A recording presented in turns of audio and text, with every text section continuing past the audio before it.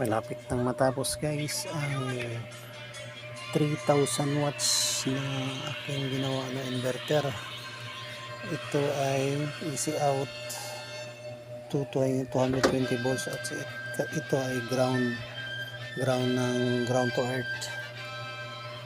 Lower niya plus minus na battery, tapos ito ang out to 20 rin ito.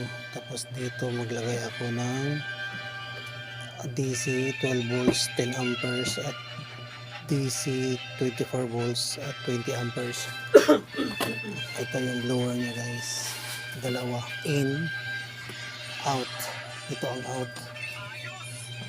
ito ang voltmeter, tapos ito ang sa AC meter. At ito na siya guys, ito na yung 3,000 watts. Ito yung sa AC na out 220 volts at ito ang 120 amp na DC 24 volts at ito ay 20 amps at ito ay SPD AC. Nilagyan ko lang, wala lang. At ito yung shunt resistor, 200 amp para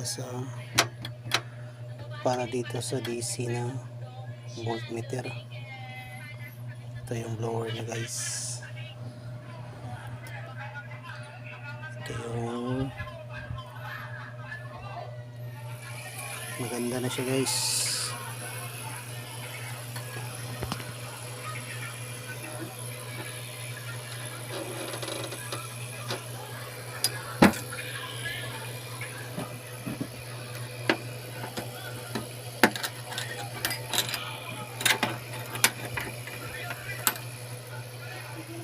Yun, parang medyo okay na siya.